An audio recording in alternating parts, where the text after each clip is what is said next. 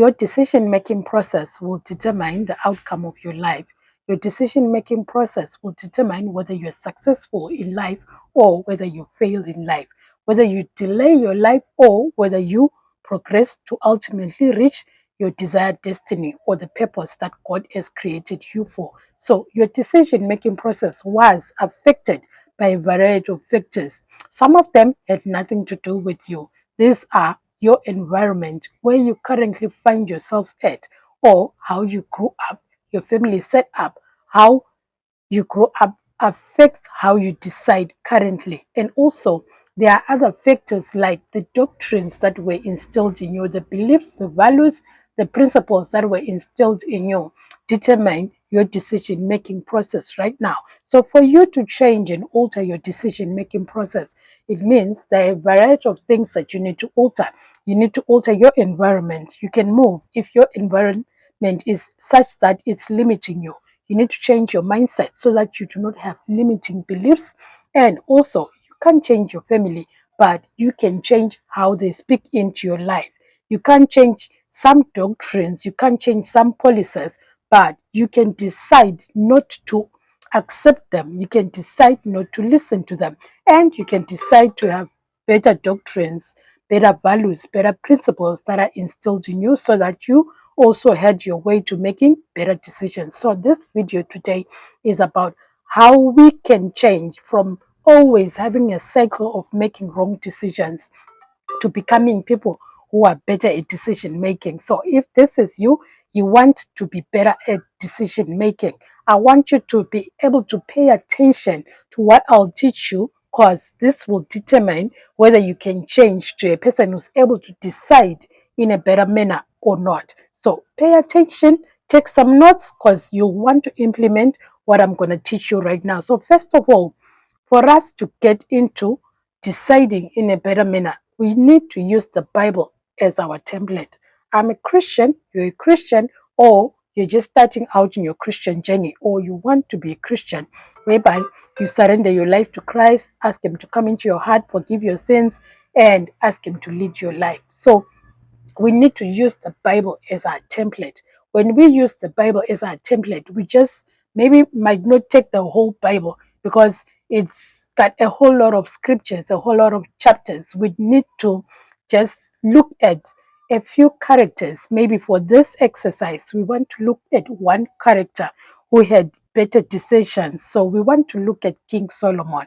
When we use the Bible to look at King Solomon, we realize that King Solomon had wisdom.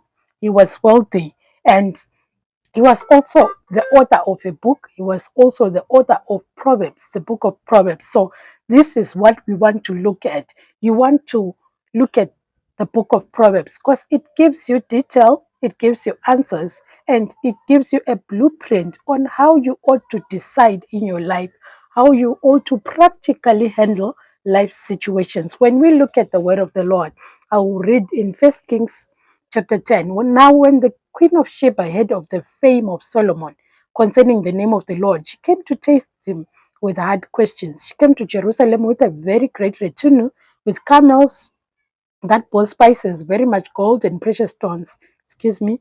And when she came to Solomon, she spoke with him about all that was in her heart. So Solomon answered all her questions. There was nothing so difficult for the king that he could not explain it to her. And when the queen of Sheba had seen all the wisdom of Solomon, the house that he had built, the food on his table, the sitting of his servants, the service of his waiters, and their apparel, his cupbearers, and his entryway by which he went up to the house of the Lord, there was no more spirit in it. As you can see from the scriptures, wisdom leaves signs, it leaves tracks that you can actually spot and see that this person is wise in how they handle themselves, how they talk, how they reply. It leaves and it leaves signs, it leaves footprints. Then verse 6, then she said to the king, it was a true report which I had in my own land about your words and your wisdom. However, I did not believe the words until I came and saw with my own eyes.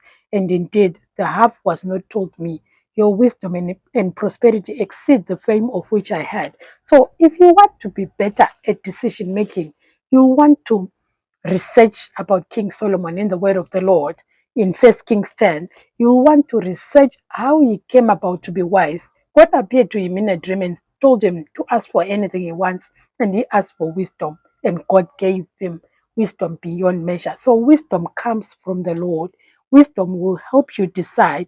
It will give you a blueprint in how you ought to act, how you ought to reply, how you ought to react, and how you ought to handle the affairs of life. So, the first thing that I want us to look at is we're looking at how we ought to decide. I was just giving an overview of how we ought to decide so that we are able to say we have a good decision making system.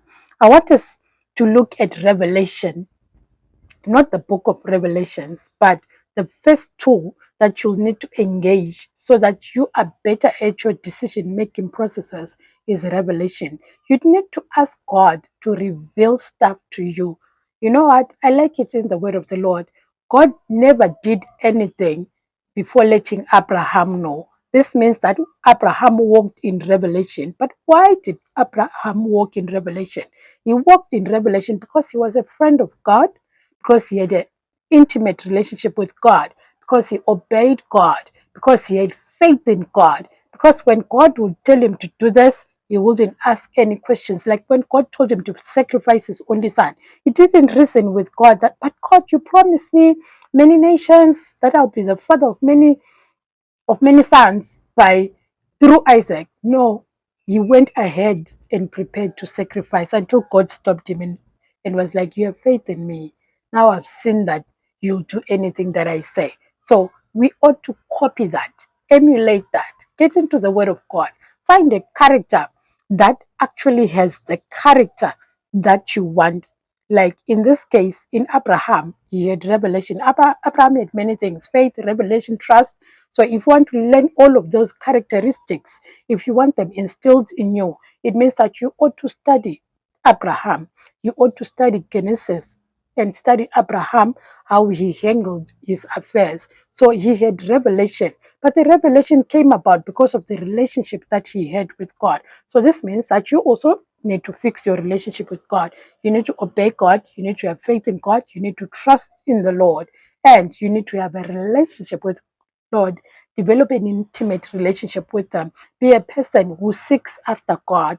Be a person who's, you know, in so deep intimacy with God, such that He reveals things to you. When you are always found in the place of prayer, when you're always reading the Word, when you're always seeking God and obeying His commandments, you'll have a relationship with Him, and He will reveal things to you. I always tell my siblings that, you know what, before you do your things, God always lets me know because I'm in a relationship with them. And also because I pray for you guys. So He always reveals things about your lives, because God can just talk to me to just call one of my siblings as I'm talking to them. You know, they say something, then I say, aha, now this is why you wanted me to call them, Lord. And God has already revealed that which they wanted to do. And at times, they might be wanting to do things behind my back without me knowing, things maybe that they're doing in a wrong manner. God can reveal that to me, and I set them straight and I tell them how to properly handle whatever it is that they're doing. So when you have a relationship with God, He will reveal things to you concerning your personal life, your work life, your career, your business, whatever it is that you might need revelation for. And this will help you make better decisions. So work on your relationship with God. Work on faith, trust, and your relationship with God. And you will see that you will be able to decide in a better manner, because God will help you make better decisions concerning your investment, concerning your relationships, and concerning life in general. So, the second thing that I want us to look at is discernment. You ought to be noting these things down. Discernment. When you are said to be discerning, you are a person who's able to see between good and bad. You know what? There's a gift of the Spirit that is says gifts of discernment. So you discern between good and evil.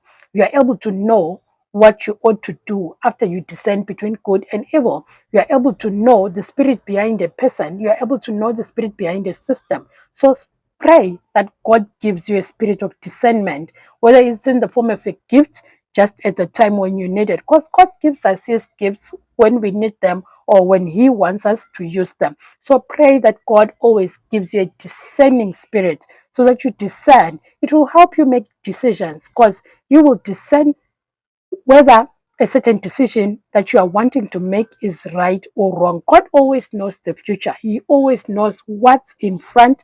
We only know what's in front of our eyes, what we are exposed to, and nothing else that's in the future. So when you pray for discernment, God will reveal these things to you, and you'll be able to discern between good and evil. And this will help you decide, to help you know the appropriate step to take. So read the word. The word will bring light to you. It will bring to light what's hidden. The word will direct you. The word of the Lord says, Thy word is a lamp unto my feet and a light unto my path. So the word will also help you discern. So be a person who loves the word. Be a person who's always found in the word of the Lord. And you will heighten the spirit of discernment in you. So the third thing that we want to look at in terms of our decision-making processes is the Holy Spirit. It plays a crucial role in our lives. You know, if you don't have the Spirit, the Holy Spirit within you, by faith, ask God to baptize you with the Holy Spirit, with the evidence of speaking in tongues. Just walk by faith and ask Him to do it for you, and He will. He says in His word that you knowing how to give gifts to your children, when they ask for bread, you don't give them snakes. What more I, the Lord? You know, so ask Him, and He will baptize you with the Holy Spirit. The Holy Spirit has many roles in a Christian's life. He's our helper, He's our comfort, He's our guide, He's our paracletos, He's our standby. You know, He brings things to remembrance, He's our comforter. So definitely you need the Holy Spirit in your life. You know what? Having the Holy Spirit in your life is like having a cheat sheet in an exam. You can't fail that exam because you have a cheat sheet. You have all the answers. So the Holy Spirit gives you all the answers to life, and you always pass, and because you have the right answers. So you know what? Walk with the Holy Spirit. As you have the Holy Spirit, the word says in Galatians chapter 5, verse 16, let me read it. I say then, walk in the Spirit, and you shall not fulfill the lust of the flesh. Meaning, when you have the Spirit, He will help you, He will lead you, and He will assist you to make the right decisions. So have the Holy Spirit in you and have a relationship with God, and always ask the Holy Spirit to direct you, to lead you, and to bring things to light. And He will. He'll help you. Help Him. He will help you. So you know what? If you pay attention to this, you'll live righteously. Allow God to lead you. These are things I wanted to share with you. Allow God to lead you. He will help you make the right decisions. I want you to choose God today. I want you to surrender your life to Him if you haven't done so. I want you to pray right now and say, Lord, I surrender my life to you. I ask you to forgive my sins. I ask that you, Lord Jesus Christ, come into my heart, cleanse me, and make me yours. Be the Lord of my life. I believe that you died and rose again for my salvation. I ask you, Holy Spirit, to baptize me with the evidence of speaking in tongues. Take my life, Lord, come into my heart, use me. In Jesus' name I pray. Amen. So if you prayed this prayer, welcome to the body of Christ. You're now a Christian. Old things have passed, and behold, everything is new. God wants you now to develop a relationship with Him, nurture your relationship with Him through reading the Word, through praying, and also ask Him to lead you to a Bible-based church, a Spirit-filled church, so that you will grow serving the Lord and also communing with other believers. But above all, pray and read the Word and ask God to lead your life, because He's now the Lord of your life. Remember, He loves you. He wants you to fulfill your destiny. So may the Lord protect you. May the Lord bless you. May the Lord favor you. May the Lord be with you. May the Lord lead you in the righteousness of the Lord. In Jesus' name. Until next time, remember, Jesus is Lord.